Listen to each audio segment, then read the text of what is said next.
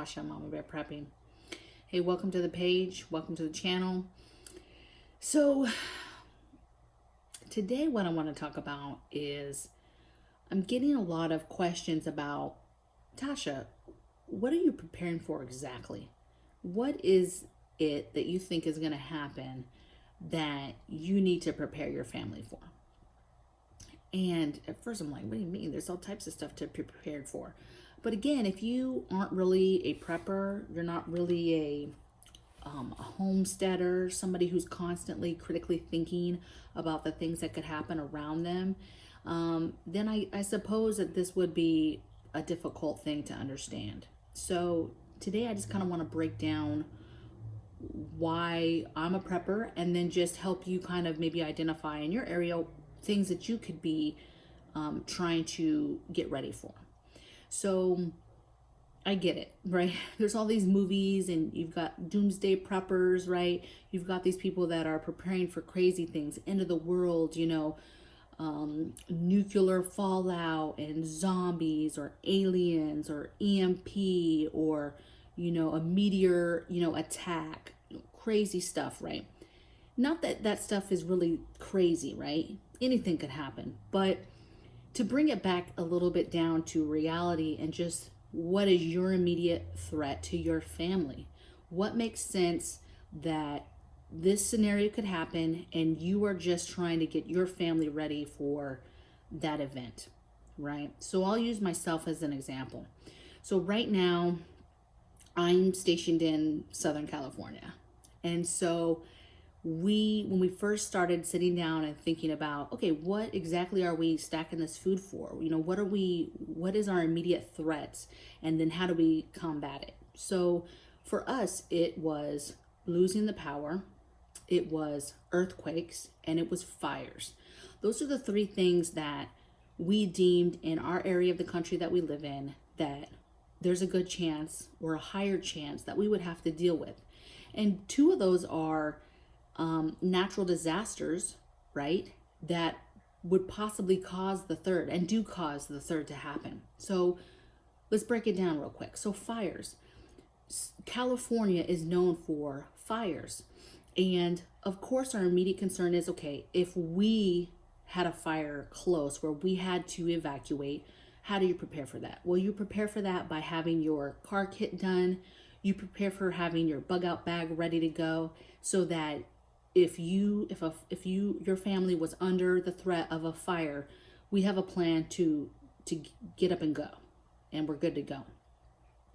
But also with fire, what happens is when those fires happen, the electric company often turns off the power in a way to combat the fire. And so we'll have power outages that they do on purpose to us to combat that. And now we're having to figure out, okay, how long is this going to last? Are we prepared for a short-term power outage? On the same note, earthquakes could happen. And with earthquakes, now we're concerned with, okay, can we even leave our home? Are the roads blocked? Do we have enough food and water to last us if we have to stay in our home for an extended period of time? That is what we're preparing for. Again, grid down situation, power outages. Does that affect your water? Now water is a concern. So when you say what kind of prepper are you, I would challenge you to take a look at where you live, what things happen in your area, and then you prepare for those. I know there's parts of the country that have a hurricane season, tornado season, maybe just a part of the country that has a very heavy winter session where there's a ton of storms. The East Coast right now is getting hammered with nor'easter storms and with snow buildup, and that's causing power outages and people that have to stay in because they can't go out on the roads. So for me, I kind of identified what we have to do, and then for you, you're just going to look the same thing. What do you and your family have to contend with? What could happen in your area? And then you're preparing for it. My number one belief is that everybody should always be preparing for a power outage.